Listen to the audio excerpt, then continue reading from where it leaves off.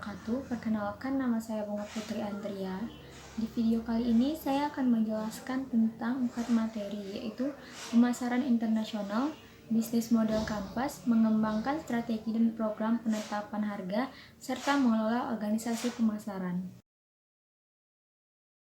Yang pertama adalah pemasaran internasional.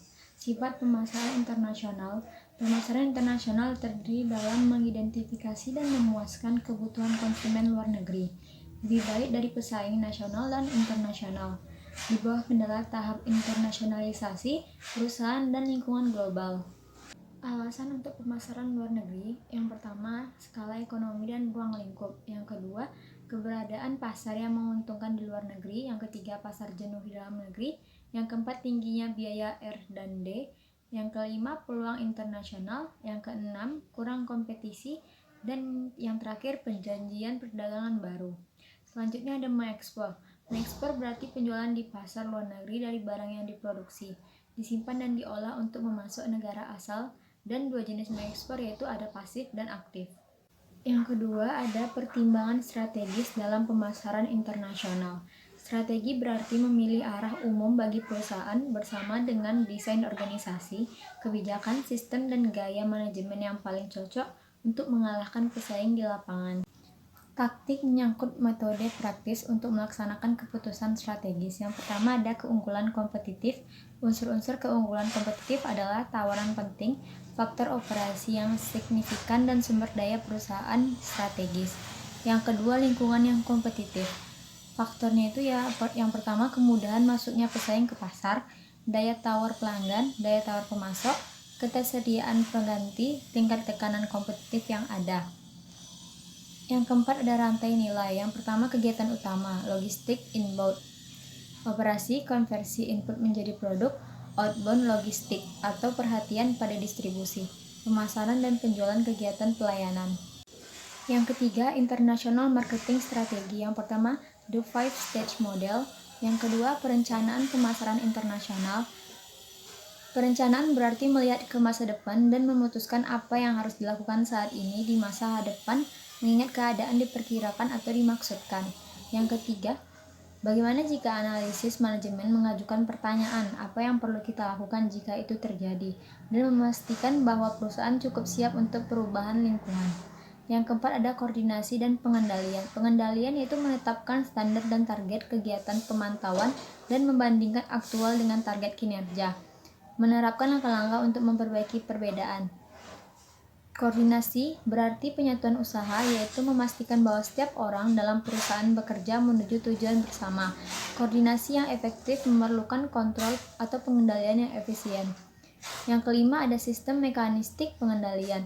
Yang pertama ada standarisasi prosedur administrasi, sistem umpan balik, pertemuan tatap muka, penunjukan manajer penghubung penuh waktu. Dan yang terakhir ada mengendalikan sistem budaya, yaitu yang pertama visi dan misi yang jelas, komunikasi bebas berikut antara tenaga kerja dan manajemen, PR internal yang baik dan internal marketing, dan yang terakhir prosedur induksi yang baik untuk staf baru untuk mengadopsi budaya perusahaan pada tahap awal. Selanjutnya, materi yang kedua yaitu bisnis model kanvas. Yang pertama ada pemberian nilai. Menemukan masalah yang dihadapi konsumen, kemudian membuat bisnis dengan cara memberikan solusi terhadap masalah konsumen tersebut. Yang kedua ada saluran. Setelah menentukan cara apa untuk dapat mendekati konsumen, selanjutnya Anda perlu memilih media apa yang efektif yang dapat digunakan untuk mendekati konsumen tersebut. Yang ketiga, hubungan pelanggan. Jadi tadi kita sudah menentukan pemberian nilai dan segmentasi konsumen. Selanjutnya adalah memahami konsumen dan mendekati mereka. Cara mendekati konsumen ada banyak, baik secara personal by phone dan sebagiannya. Dalam customer relationship, Anda dapat mengetahui cara apa yang paling efektif untuk berinteraksi dengan konsumen maupun calon konsumen. Misalnya Anda memiliki bisnis online menjual produk aksesoris rambut dengan target usia 18-25 tahun. Tentunya target konsumen Anda adalah perempuan yang suka berdandan dan berpenampilan rapi. Lalu bagaimana mereka membuat mau membeli produk aksesoris rambut Anda dengan memberikan informasi seputar perawatan rambut, tips mengikat rambut, dan sebagainya. Selanjutnya, materi yang ketiga yaitu mengembangkan strategi dan program penetapan harga. Yang pertama ada memahami penetapan harga. Yang pertama, sepanjang sejarah, harga ditetapkan melalui negosiasi pembeli dan penjualan. Dulu, harga beroperasi sebagai determinan utama pilihan pembeli. Konsumen dan pengecer menekan produsen menurunkan harga. Hasilnya adalah pasar dengan diskon besar-besaran dan promosi penjualan. Yang kedua ada lingkungan penetapan harga yang berubah. Kini praktik penetapan harga mengalami perubahan besar. Banyak perusahaan melawan kecenderungan harga yang rendah dan berhasil mendorong konsumen membeli produk dan jasa yang lebih mahal dengan menggabungkan formulasi produk unik yang melibatkan kampanye pasar. Yang ketiga, bagaimana perusahaan menetapkan harga. Yang pertama, di perusahaan kecil, harga ditentukan alasan. Yang kedua, di perusahaan besar, penetapan harga ditangani oleh manajer divisi dan manajer lini produk. Bahkan manajemen puncak menetapkan tujuan dan kebijakan penetapan harga umum. Yang ketiga, dalam industri seperti pesawat, kereta, dan perusahaan minyak juga dibentuk departemen penetapan harga. Yang keempat ada psikologi konsumen dan penetapan harga. Yang pertama ada harga referensi, asumsi harga kualitas, dan akhiran harga. Yang kelima, kemungkinan harga referensi konsumen, yaitu ada harga yang wajar, harga umum, harga terakhir yang dibayarkan, batas atas harga, batas bawah harga, harga pesaing, harga masa depan yang diharapkan, harga diskon yang biasa. Selanjutnya yang keenam, asumsi harga kualitas. Banyak konsumen menggunakan harga sebagai indikator kualitas, terutama untuk produk sensitif ego seperti parfum, mobil mahal, dan pakaian. Beberapa merek mengadopsi eksklusivitas dan kelangkaan sebagai saran menekankan keunikan dan membenarkan penetapan harga premium. Selanjutnya yang ketujuh ada akhiran harga.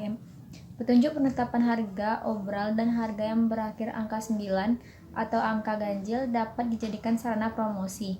Harga yang berakhir dengan angka 0 dan 5 juga dianggap lebih mudah diproses dan diingat konsumen. Selanjutnya yang terakhir, menetapkan harga. Langkah pertama yaitu memilih tujuan penetapan. Yang kedua, menentukan permintaan. Yang ketiga, memperkirakan biaya. Yang keempat, menganalisis biaya, harga, dan penawaran pesaing. Yang kelima, memilih metode penetapan harga. Dan yang terakhir, yang keenam, memilih harga akhir. Selanjutnya materi yang keempat yaitu mengelola organisasi pemasaran holistik untuk jangka panjang. Yang pertama ada tren dan dalam praktik pemasaran, rekayasa ulang, alih daya, penetapan tolak ulur, kemitraan dengan pemasok, bermitra dengan pelanggan, melakukan merger, melakukan globalisasi, mendaftarkan, memfokuskan, mempercepat, dan memberdayakan. Selanjutnya ada mengelola departemen pemasaran. Organisasi fungsional yaitu bentuk organisasi pemasaran paling umum terdiri dari para spesialis fungsional yang melapor ke wakil presiden pemasaran. Keunggulan utama organisasi pemasaran fungsional adalah kesederhanaan administratif. Namun bentuk ini juga dapat kehilangan efektivitasnya ketika jumlah produk dan pasar meningkat. Struktur tim produk yaitu yang pertama ada tim produk vertikal, yang kedua tim produk segitiga, dan yang ketiga tim produk horizontal. Selanjutnya ada pemasaran sosial. Faktor kunci keberhasilan pemasaran sosial yaitu yang pertama mempelajari literatur dalam kampanye sebelumnya, memilih pasar sasaran yang siap merespon, mempromosikan satu pelaku yang dapat dilaksanakan dengan cara yang jelas dan sederhana, menjelaskan manfaat yang meyakinkan, membuat perilaku yang mudah diadopsi, mengembangkan pesan dan media yang menarik perhatian, mempertimbangkan pendekatan pendidikan hiburan. Implementasi pemasaran adalah proses yang mengubah rencana pemasaran menjadi tugas tindakan dan memastikan proses tersebut mencapai tujuan yang dinyatakan dalam rencana. Strategi menunjukkan apa dan mengapa kegiatan pemasaran tersebut. Implementasi menunjukkan siapa, di mana, kapan, dan bagaimana. Selanjutnya ada evaluasi dan kendali.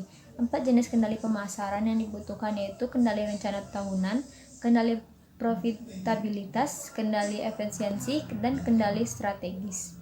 Selanjutnya analisis penjualan. Analisis penjualan yakni mengukur dan mengevaluasi penjualan aktual dalam hubungannya dengan tujuan. Memiliki 2 jenis yakni analisis varians penjualan dan analisis penjualan mikro. Selanjutnya, analisis keuangan. Manajemen menggunakan analisis keuangan untuk mengidentifikasi faktor-faktor yang mempengaruhi tingkat pengembalian nilai bersih perusahaan.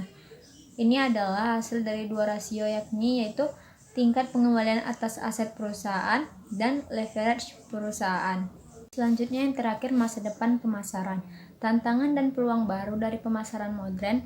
Yang pertama, ada kejatuhan departemen pemasaran dan kenaikan pemasaran holistik, kejatuhan pemasaran pengeluaran bebas, dan kenaikan pemasaran ROI. Yang ketiga, ada kejatuhan institusi pemasaran dan kenaikan ilmu pemasaran. Yang keempat, ada kejatuhan pemasaran manual dan kenaikan pemasaran terotomatisasi. Yang terakhir adalah kejatuhan pemasaran massal dan kenaikan pemasaran presisi. Sekian penjelasan materi dari saya. Lebih dan kurang mohon dimaafkan. Wabillahi taufik wal hidayah. Wassalamualaikum warahmatullahi wabarakatuh.